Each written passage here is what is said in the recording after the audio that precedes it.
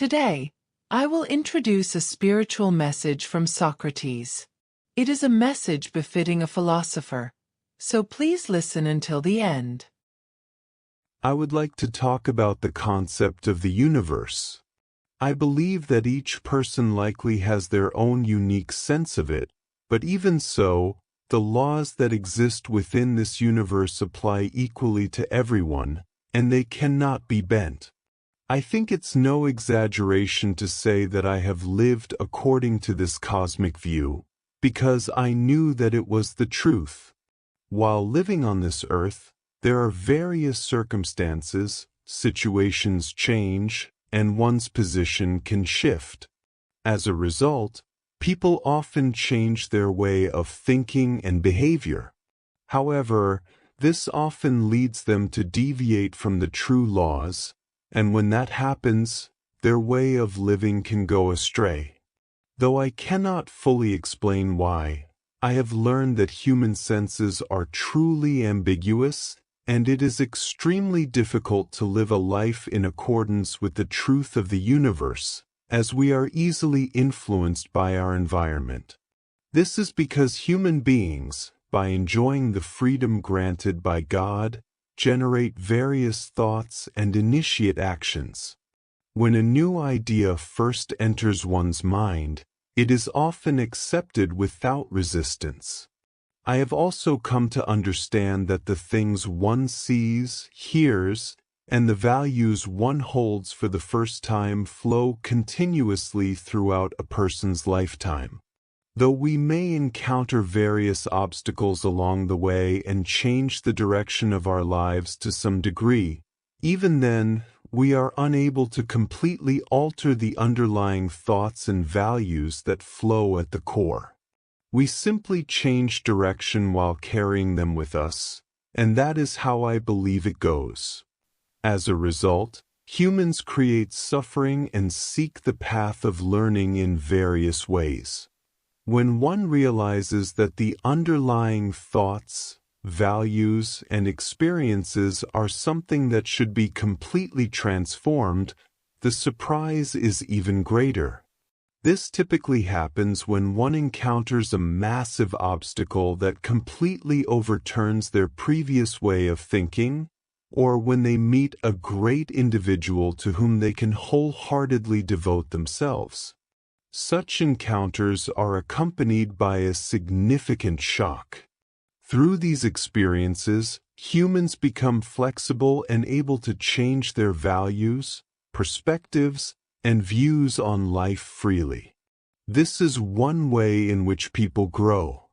However, if one fails to grasp this cosmic perspective, they will continue to live while enduring some form of suffering through obstacles.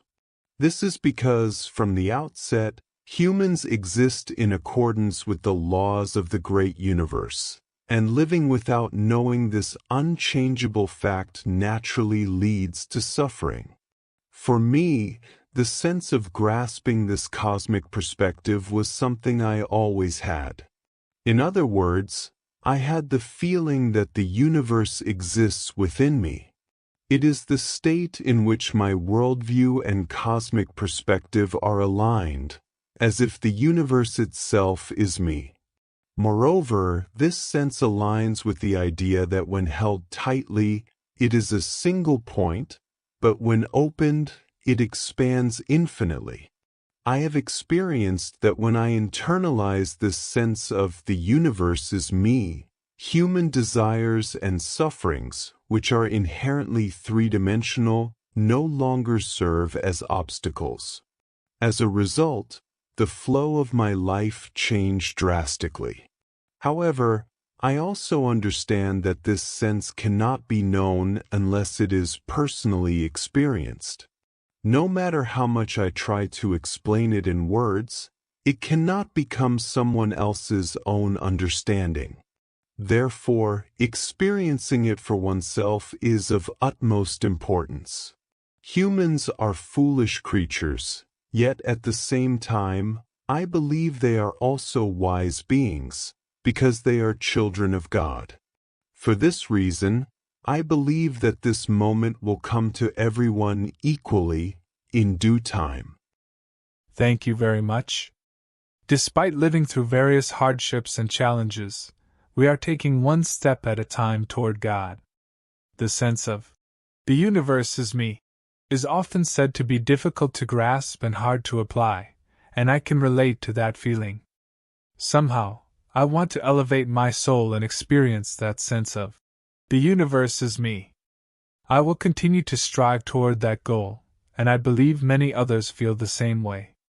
Therefore, I ask for your continued support. Thank you very much for your precious words today. These are words from Socrates. How truly grateful we are. It's said that he often meditated, and at times it seemed like his spirit left his body.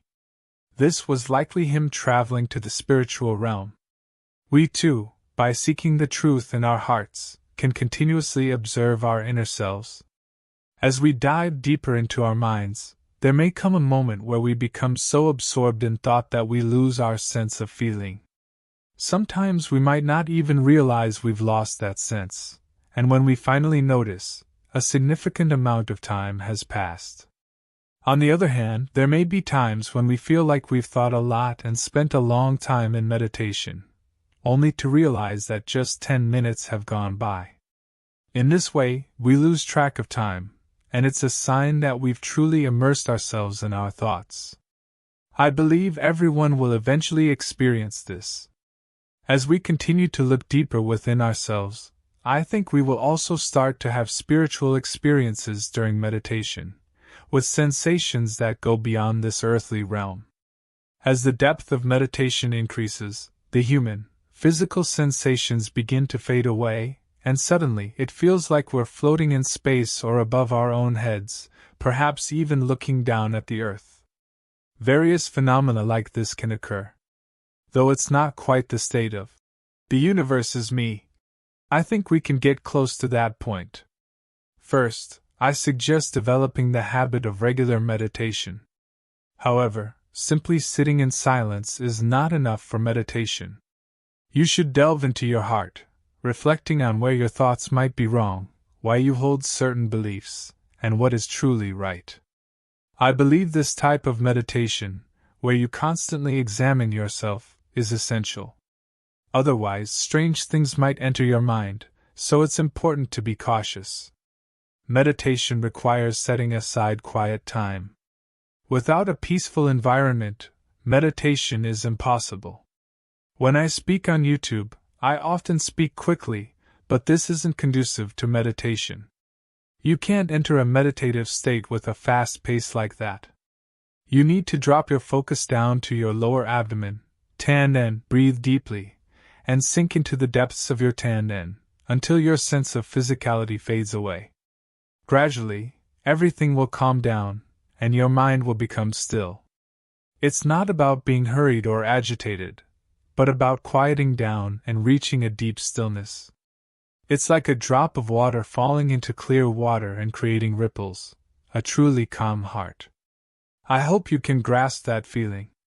From there, as you dive deep into your heart, it's like looking deeply into your own thoughts lying at the bottom of the water.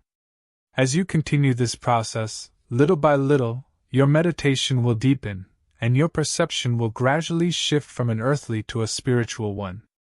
To shed the worldly values or perceptions we hold, we need to learn what constitutes spiritual and correct thinking. Without this understanding, it's impossible to let go of those worldly values. That's why I strongly feel that everyone should study God's teachings. By thoroughly learning God's teachings and shifting your thoughts in the direction of truth and correct thinking, I believe everyone can reach that point. While the state of the universe is me may still seem distant, now is a tremendous opportunity. This lifetime is an extraordinary chance. As Socrates mentioned, while we may not yet have reached the state of the universe is me, I, too, am striving toward that goal, and I hope everyone can connect with the laws of the great universe, which are the truths of God's law. That's the message I wanted to share today. It became a bit lengthy, But I sincerely thank you for your attention today. How did you feel after watching the video? The idea of living one's life in accordance with the truth of the universe was a new concept for me. Reaching the state of universe's self is not easy, but I believe that anyone can strive toward it. The first thing we should focus on is meditation and reflecting deeply on our own heart. Mr. Uchiyama explains this in detail in this video, so please listen to it repeatedly until it fully resonates with you. That's all for today. Thank you for watching. Please stay tuned for the next video.